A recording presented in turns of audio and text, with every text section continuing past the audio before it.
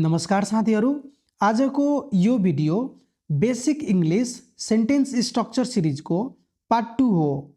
यो भन्दा अघिल्लो भिडियो यानी पार्ट 1 भिडियोमा हामीले 4 वटा बेसिक सेन्टेन्स स्ट्रक्चर्स पढेका थियौं। यदि तपाईले अहिलेसम्म पार्ट 1 भिडियो हेर्नु भएको छैन भने एकचोटी अवश्य हेर्नु होला। डिस्क्रिप्सनमा लिंक राखिदिने छु। अब आजको यस भिडियोको बारेमा कुरा गर्नु पर्दा यस भिडियोमा हामी use of may I, use of must, use of can, use of let, use of let's गरी जम्मा 5 वटा बेसिक स्ट्रक्चर्स पढ्ने छौं। सो अब धेरै ढिला नगरी आउनुहोस् आजको भिडियो लेक्चर सुरु गरौं। अब यहाँ हाम्रो स्ट्रक्चर नम्बर 5 छ मे आई। मे आई को नेपाली के म सक्छु हुन्छ। यसको स्ट्रक्चर छ मे आई प्लस V1। अब यो स्ट्रक्चरलाई अझै राम्रोसँग बुझ्नको लागि यो नोटलाई एकचोटि पढौं। यहाँ छ यसको प्रयोग दोस्रो व्यक्ति अथवा यू सँग अनुमति अथवा परमिसन माग्नको लागि गरिन्छ। यसको जवाबमा हो सक्छौ भन्दा मात्र यस यू मे अथवा नाइ सक्दैनौ भन्दा मात्र नो यू मे नट को प्रयोग गरिन्छ। पुरै सेन्टेन्सलाई दोहोर्याइराख्नु पर्दैन। यदि यस यू मे भनेर अनुमति दिएको छ भने थ्याङ्क्स वा थ्याङ्क यू भन्न उपयुक्त हुन्छ। जस्तै के म शौचालय जान सक्छु भनेर यहाँ दोस्रो व्यक्तिसँग अनुमति मागिएको छ। अब यो वाक्यलाई हामी यो स्ट्रक्चरको प्रयोग गरेर यसरी ट्रान्सलेट गर्न सक्छौं, मे आई गो टु टोयलेट। अब हो सक्छौ भनेर यहाँ अनुमति दिएको छ। यसको लागि हामी सिम्पली यस यू मे को प्रयोग गर्छौं। हामीले यस you may go to toilet भनेर लेख्न वा भनिराख्नु पर्दैन। अब यहाँ अर्को एक्जाम्पल छ के म तिम्रो ठेगाना जान सक्छु। सबभन्दा पहिला के म सक्छुको लागि हामी यहाँ मे आई लेख्छौं, त्यसपछि V1 को प्रयोग गर्छौं। यहाँ छ जान्न, यसको लागि हामी यहाँ नो लेख्छौं। त्यसपछि यहाँ छ तिम्रो ठेगाना, तिम्रो ठेगाना यसको लागि हामी यहाँ लेख्छौं योर एड्रेस। अब नाइ सक्दैनौ भनेर यहाँ अनुमति दिएको छैन, यसको लागि हामी नो यू मे नट को प्रयोग गर्छौं। अर्को एक्जाम्पल छ के म त्यहाँ जान सक्छु। के म सक्छुको लागि हामी यहाँ लेख्छौं मे आई, त्यसपछि V1 को प्रयोग गर्छौं। यहाँ छ जान, जानको लागि हामी यहाँ गो लेख्छौं। त्यसपछि यहाँ छ त्यहाँ, त्यहाँको लागि हामी यहाँ देयर लेख्छौं। अब नाइ सक्दैनौ भनेर यहाँ पनि अनुमति दिएको छैन, सो यहाँ पनि नो यू मे नट लेख्छौं। अर्को एक्जाम्पल छ के म बाहिर जान सक्छु, मे आई गो आउट। के म यहाँबाट एउटा फोन गर्न सक्छु, may I make a call from here. अर्को एक्जाम्पल छ के म त्यो केटीको नाम जान्न सक्छु। यसको ट्रान्सलेसन हुन्छ may I know the name of that girl. अब स्ट्रक्चर नम्बर 6 हेरौं। यहाँ छ मस्ट। मस्ट को नेपाली पर्छ हुन्छ। यसले कम्पल्सन अथवा बाध्यतालाई देखाउँछ। यसको स्ट्रक्चर छ subject plus must plus V1 plus object. अब यो स्ट्रक्चरलाई अझै राम्रोसँग बुझ्नको लागि यो नोटलाई एकचोटि पढौं। यहाँ छ कुनै काम गर्नको लागि बाध्य हुँदा, कुनै चीजको सिफारिस गर्दा वा आफ्नो दायित्व अथवा कर्तव्य को बोध गराउँदा मस्ट को प्रयोग गरिन्छ। नेपाली वाक्यमा अवश्य डट डट नु पर्छ अथवा डट डट नै पर्छ आदि हुन्छ। जस्तै मैले यो पाठ पढाउनै पर्छ, यो नेपाली वाक्यको अन्त्यमा नै पर्छ आएको छ। सो यो नेपाली वाक्यलाई इंग्लिशमा ट्रान्सलेट गर्नको लागि हामीले यो स्ट्रक्चरको प्रयोग गर्नुपर्छ। सबभन्दा पहिला हामी सब्जेक्ट लेख्छौं। यो वाक्यमा सब्जेक्ट के हो त मैले, मैलेको इंग्लिश आए हुन्छ। त्यसपछि हामी मस्ट लेख्छौं। त्यसपछि V1। यो वाक्यमा वर्ब के हो त पढाउने, यसको इंग्लिश टिच हुन्छ। त्यसपछि हामी अब्जेक्ट लेख्छौं। यो वाक्यमा अब्जेक्ट के हो त यो पाठ, यो पाठको इंग्लिश दिस लेसन हुन्छ। अब यहाँ अर्को एक्जाम्पल छ तिमीलाई यहाँ समयमा आउनै पर्छ। यो नेपाली वाक्यको अन्त्यमा पनि नै पर्छ आएको छ। सो यो नेपाली वाक्यलाई पनि इङ्ग्लिसमा ट्रान्सलेट गर्नको लागि हामीले यही स्ट्रक्चरको प्रयोग गर्नुपर्छ। यो वाक्यको English translation you must come here on time हुन्छ। अब यहाँ अर्को इक्जाम्पल छ, हामीले यस खेललाई अवश्य जित्नुपर्छ। यो नेपाली वाक्यमा अवश्य नु पर्छ आएको छ। सो यो नेपाली वाक्यलाई पनि इङ्ग्लिसमा ट्रान्सलेट गर्नको लागि हामीले यही स्ट्रक्चरको प्रयोग गर्नुपर्छ। सबभन्दा पहिला हामी सब्जेक्ट लेख्छौँ। यो वाक्यमा सब्जेक्ट के हो त? हामीले। हामीलेको इङ्ग्लिस वी हुन्छ। त्यसपछि हामी मस्ट लेख्छौँ। त्यसपछि V1। यो वाक्यमा V1 के हो त? जित्नु। जित्नुको इङ्ग्लिस विन हुन्छ। त्यसपछि हामी अब्जेक्ट लेख्छौँ। यो वाक्यमा अब्जेक्ट के हो त? यस खेललाई। यसको इङ्ग्लिस दिस गेम हुन्छ। अब यहाँ अर्को इक्जाम्पल छ, तिमीले यो किताब अवश्य पढ्नुपर्छ। यो वाक्यमा पनि अवश्य नु पर्छ आएको छ। सो यो वाक्यलाई पनि इङ्ग्लिसमा ट्रान्सलेट गर्नको लागि हामीले यही स्ट्रक्चरको प्रयोग गर्नुपर्छ। यो वाक्यको English translation you must read this book हुन्छ।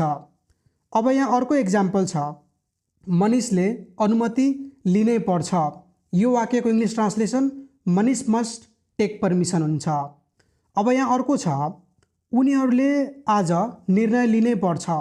यसको English translation they must take a decision today हुन्छ। अब यहाँ छ, मस्टको प्रयोग गर्दा कुनै पनि काम पुरा गर्नुपर्छ भनेर एक किसिमको दबाब दिएको जस्तो भाव आउँछ। अब मस्टको नेगेटिभ मस्ट नटको स्ट्रक्चर हेरौँ। मस्ट नटको नेपाली पर्दैन हुन्छ। यसको स्ट्रक्चर छ subject plus must not plus V1 plus object. अब यो स्ट्रक्चरलाई अझै क्लियर बुझ्नको लागि यो नोटलाई एकचोटि पढौँ। यहाँ छ, कडा भाव वा कडा निषेध जनाउनको लागि मस्ट नटको प्रयोग गरिन्छ। नेपाली वाक्यमा डट डट नै हुँदैन अथवा डट डट नै पर्दैन हुन्छ। जस्तै तिमीले ढिलो आउनै हुँदैन, यो नेपाली वाक्यको अन्त्यमा नै हुँदैन आएको छ। सो यो नेपाली वाक्यलाई इङ्ग्लिसमा ट्रान्सलेट गर्नको लागि हामीले यो स्ट्रक्चरको प्रयोग गर्नुपर्छ। सबभन्दा पहिला हामी सब्जेक्ट लेख्छौँ। यो वाक्यमा सब्जेक्ट के हो त? तिमीले। तिमीलेको इङ्ग्लिस यु हुन्छ। त्यसपछि हामी मस्ट नट लेख्छौँ। त्यसपछि V1। यो वाक्यमा भर्ब के हो त? आउने। यसको लागि हामी यहाँ कम लेख्छौँ। त्यसपछि यहाँ छ ढिलो। ढिलोको लागि हामी यहाँ लेट लेख्छौँ। अर्को इक्जाम्पल छ, हामीले यस खेललाई हार्नै हुँदैन। यो नेपाली वाक्यको अन्त्यमा पनि नै हुँदैन आएको छ। सो यो नेपाली वाक्यलाई पनि इङ्ग्लिसमा ट्रान्सलेट गर्नको लागि हामीले यही स्ट्रक्चरको प्रयोग गर्नुपर्छ। सुरुमा हामी सब्जेक्ट लेख्छौँ। यो वाक्यमा सब्जेक्ट के हो त? हामीले। यसको इङ्ग्लिस वी हुन्छ। त्यसपछि हामी मस्ट नट लेख्छौँ। त्यसपछि हामी V1 लेख्छौँ। यो वाक्यमा भर्ब के हो त? हार्ने। यसको लागि हामी यहाँ लुज लेख्छौँ। त्यसपछि हामी अब्जेक्ट लेख्छौँ। यो वाक्यमा अब्जेक्ट के छ त? यस खेललाई। यसको इङ्ग्लिस दिस गेम हुन्छ। अब यहाँ अर्को इक्जाम्पल छ, तिमीले अब चिन्ता गर्नै पर्दैन। यो नेपाली वाक्यको अन्त्यमा नै पर्दैन आएको छ। सो यो नेपाली वाक्यलाई पनि इङ्ग्लिसमा ट्रान्सलेट गर्नको लागि हामीले यही स्ट्रक्चरको प्रयोग गर्नुपर्छ। सुरुमा हामी सब्जेक्ट लेख्छौँ। यो वाक्यमा सब्जेक्ट के हो त? तिमीले। तिमीलेको इङ्ग्लिस यु हुन्छ। त्यसपछि हामी मस्ट नट लेख्छौँ। त्यसपछि V1। यो वाक्यमा भर्ब के हो त? चिन्ता। चिन्ताको इङ्ग्लिस वरी हुन्छ। त्यसपछि यहाँ छ अब। अबको इङ्ग्लिस नाउ हुन्छ। अब स्ट्रक्चर नम्बर 7 हेरौँ। यहाँ छ क्यान। क्यानको नेपाली सक्नु, सक्छु, सक्छ अथवा सक्छौ हुन्छ। यसको स्ट्रक्चर छ subject plus can plus V1 plus object. अब यो स्ट्रक्चरलाई अझै राम्रोसँग बुझ्नको लागि यो नोटलाई एकचोटि पढौँ। यहाँ छ क्यान अथवा क्यानटको प्रयोग वर्तमान समयमा सब्जेक्टले कुनै पनि काम गर्न सक्ने क्षमता, योग्यता छ वा छैन भन्ने खालको भाव जनाउन सेन्टेन्समा गरिन्छ। अब यहाँ अर्को छ, क्यानको प्रयोग इन्फर्मल पर्मिसन अथवा अनुमति लिन वा दिन र इन्फर्मल रिक्वेस्ट अथवा अनुरोध गर्नको लागि पनि गरिन्छ। अब यहाँ केही इक्जाम्पल्स हेरौँ। यहाँ छ, म अङ्ग्रेजी बोल्न सक्छु। I can speak English. यो सेन्टेन्समा क्यानले एबिलिटी सो गरिरहेको छ।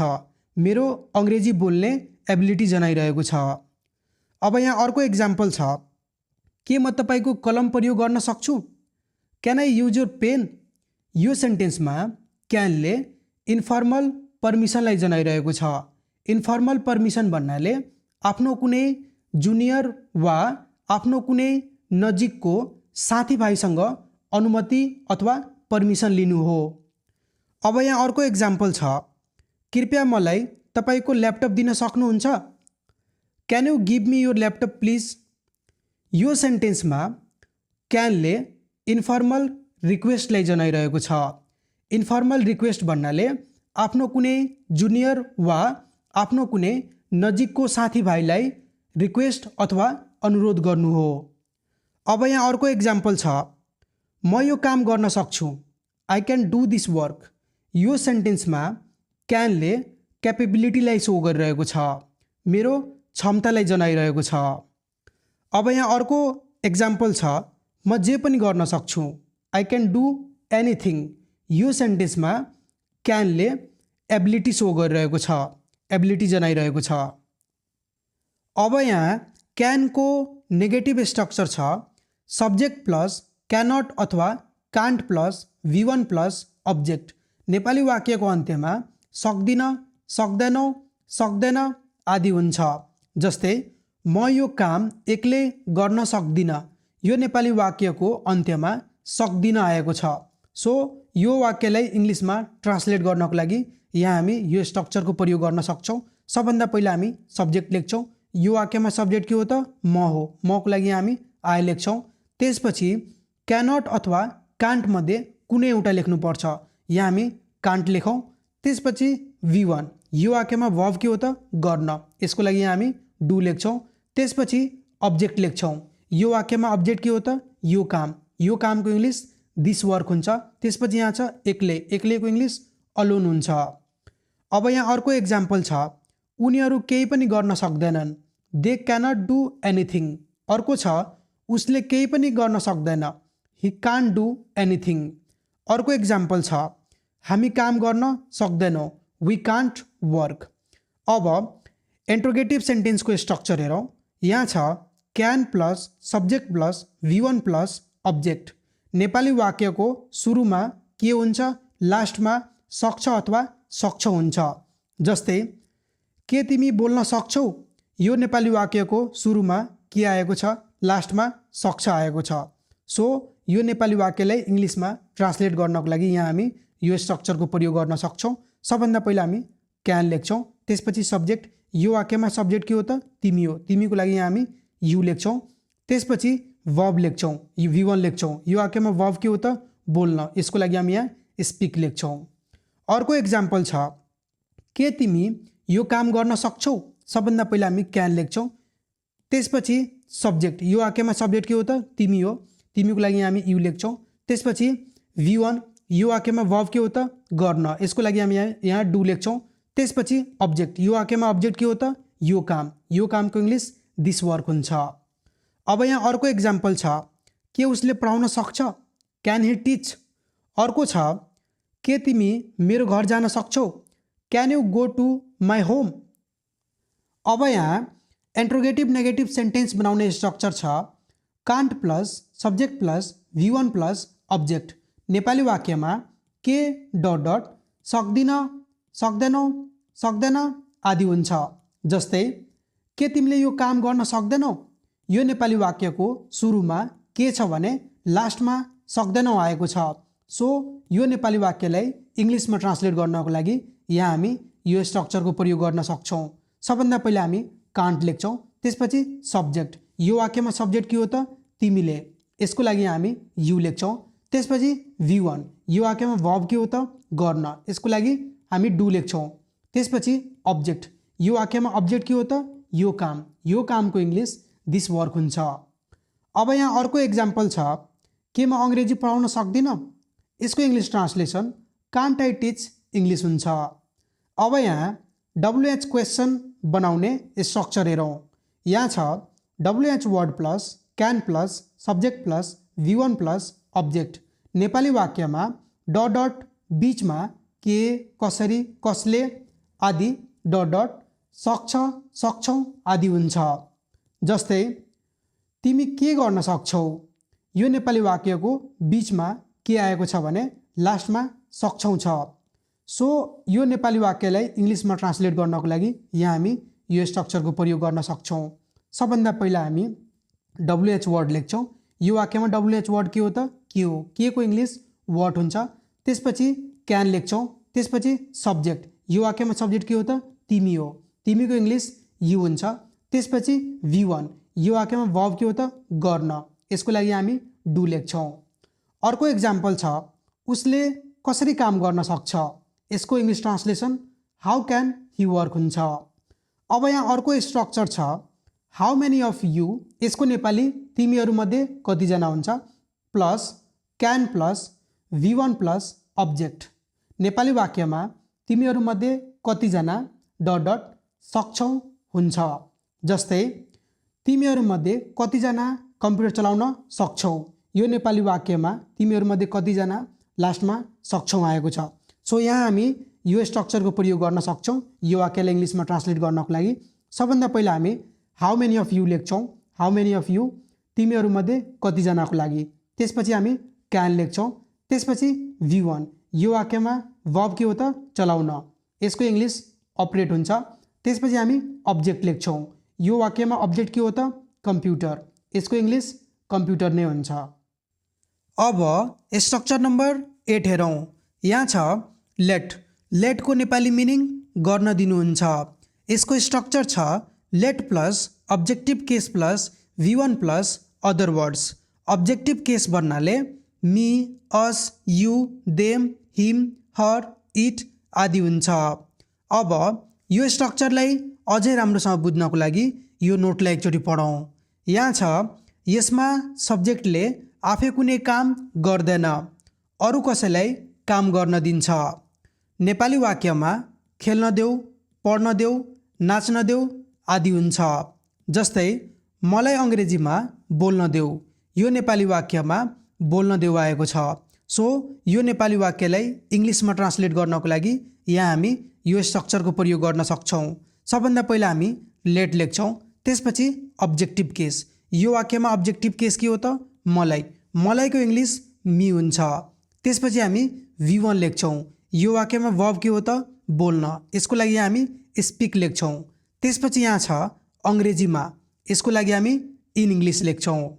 अब यहाँ अर्को एक्जाम्पल छ, तिनीहरूलाई यहाँ आउन देऊ। यसको English translation late them come here हुन्छ। अर्को छ उसलाई नाच्न देऊ। यसको English translation let him dance हुन्छ।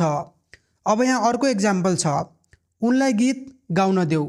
यसको English translation let her sing a song हुन्छ। अब लेटको नेगेटिभ डोन्ट लेट हेरौँ। डोन्ट लेटको नेपाली मिनिङ गर्न नदिनुहुन्छ। यसको स्ट्रक्चर छ don't let plus objective case plus V1 plus other words. Nepali वाक्यमा खेल्न नदेऊ, पढ्न नदेऊ, नाच्न नदेऊ आदि हुन्छ। जस्तै उसलाई त्यहाँ जान नदेऊ, यो नेपाली वाक्यमा जान नदेऊ आएको छ। सो यो नेपाली वाक्यलाई इङ्ग्लिसमा ट्रान्सलेट गर्नको लागि यहाँ हामी यो स्ट्रक्चरको प्रयोग गर्न सक्छौँ। सबभन्दा पहिला हामी डोन्ट लेट लेख्छौँ। त्यसपछि अब्जेक्टिभ केस, यो वाक्यमा अब्जेक्टिभ केस के हो त? उसलाई। उसलाईको इङ्ग्लिस हिम हुन्छ। त्यसपछि हामी V1 लेख्छौँ। यो वाक्यमा वर्ब के हो त? जान। यसको लागि हामी गो लेख्छौँ। त्यसपछि यहाँ छ त्यहाँ, त्यहाँको इङ्ग्लिस देयर हुन्छ। अब यहाँ अर्को एक्जाम्पल छ, तिनीहरूलाई यहाँ आउन नदिनुहोस्। यसको English translation don't let them come here हुन्छ। अर्को एक्जाम्पल छ, नबिनालाई कार किन्न नदिनुहोस्। यसको English translation don't let Nabina buy a car हुन्छ। अर्को छ, उसलाई बोल्न नदेऊ। यसको English don't let him speak हुन्छ। अब स्ट्रक्चर नम्बर 9 हेरौँ। यहाँ छ लेट्स। लेट्सको नेपाली मिनिङ गरौँ हुन्छ। खासमा लेट्स लेटसको सर्ट फर्म हो, छोटो रूप हो। यसको स्ट्रक्चर छ let's plus V1 plus object. अब यो स्ट्रक्चरलाई अझै राम्रोसँग बुझ्नको लागि यो नोटलाई एकचोटि पढौँ। यहाँ छ लेट्सको प्रयोग यसो गरौँ उसो गरौँ भन्ने सेन्समा गरिन्छ। जस्तै ल अब घर जाउँ। अब यो नेपाली वाक्यलाई इङ्ग्लिसमा ट्रान्सलेट गर्नको लागि सबभन्दा पहिला हामी लेट्स लेख्छौँ। त्यसपछि V1 यो वाक्यमा वर्ब के हो त जाउँ, यसको लागि हामी गो लेख्छौँ। त्यसपछि अब्जेक्ट यो वाक्यमा अब्जेक्ट के हो त घर, घरको इङ्ग्लिस होम हुन्छ। त्यसपछि यहाँ छ अब, अबको इङ्ग्लिस नाउन हुन्छ। अब यहाँ अर्को इक्जाम्पल छ, एकछिन पर्खौँ। सबभन्दा पहिला हामी लेट्स लेख्छौँ। त्यसपछि V1 यो वाक्यमा वर्ब के हो त पर्खौँ, यसको लागि हामी वेट लेख्छौँ। त्यसपछि यहाँ छ एकछिन, एकछिनको इङ्ग्लिस फर अ वाइल हुन्छ। अब यहाँ अर्को इक्जाम्पल छ, अङ्ग्रेजी बोलौँ, यसको इङ्ग्लिस लेट्स स्पिक इङ्ग्लिस हुन्छ। अर्को छ नाचौँ, खेलौँ र आनन्द लिउँ, यसको English translation let's dance, play and enjoy हुन्छ। अर्को छ आफ्नो समाजलाई सेवा गरौँ, यसको English let's serve our society हुन्छ। अब लेट्सको नेगेटिभ लेट्स नट हेरौँ, लेट्स नटको नेपाली मिनिङ नगरौँ हुन्छ। यसको स्ट्रक्चर छ let's not plus V1 plus object. अब यो स्ट्रक्चरलाई अझै क्लियर बुझ्नको लागि यो नोटलाई एकचोटि पढौँ। यहाँ छ लेट्स नटको प्रयोग यसो नगरौँ उसो नगरौँ भन्ने सेन्समा गरिन्छ, जस्तै कक्षा कोठामा नहाँसौँ। अब यो नेपाली वाक्यलाई इङ्ग्लिसमा ट्रान्सलेट गर्नको लागि सबभन्दा पहिला हामी लेट्स नट लेख्छौँ। त्यसपछि V1 यो वाक्यमा वर्ब के हो त हाँसौँ, यसको लागि हामी लाफ लेख्छौँ। त्यसपछि अब्जेक्ट यो वाक्यमा अब्जेक्ट के हो त कक्षा कोठामा, यसको लागि हामी इन द क्लासरुम लेख्छौँ। अर्को छ सार्वजनिक स्थलमा चुरोट नखाउँ, यसको English let's not smoke a cigarette in public places हुन्छ। अर्को छ आफ्नो काम नगरौँ, let's not do our work. अर्को इक्जाम्पल छ यो काम आफै नगरौँ, यसको English translation let's not do this work ourselves हुन्छ। अर्को इक्जाम्पल छ कक्षामा नथुकौँ, यसको English translation let's not spit in the class हुन्छ। Now friends, this is your homework, यो तपाईँहरूको होमवर्क हो। यहाँ दिएका नेपाली वाक्यहरूलाई तपाईँहरूले इङ्ग्लिसमा ट्रान्सलेट गर्नुपर्ने छ। यसलाई तपाईँहरू आफ्नो कापीमा पनि गर्नुहोस् र यसको आन्सर मेरो कमेन्ट सेक्सनमा पनि गएर लेख्नुहोस्। तपाईँले लेखेको ठिक छ वा बेठिक छ, म त्यहाँ तपाईँहरूलाई पक्कै पनि रिप्लाई गर्नेछु। र अब यो सँगै this is the and of the video. यो भिडियो पुरा हेर्नुभएकोमा धन्यवाद। यदि आजको भिडियो तपाईँलाई मन परेको छ भने प्लिज भिडियोलाई लाइक गरिदिनु होला र यो भिडियोलाई अरू पनि साथीहरूलाई सेयर गरिदिनु होला, ताकि उहाँहरू पनि यो भिडियोबाट केही फाइदा लिन सक्नुहुन्छ। र यसका साथसाथै च्यानललाई सब्सक्राइब गरेर साइडमा रहेको बेल आइकनलाई दबाई अल नोटिफिकेसनमा क्लिक गरिदिनु होला, ताकि मैले अपलोड गर्ने कुनै पनि भिडियो मिस नहोस्।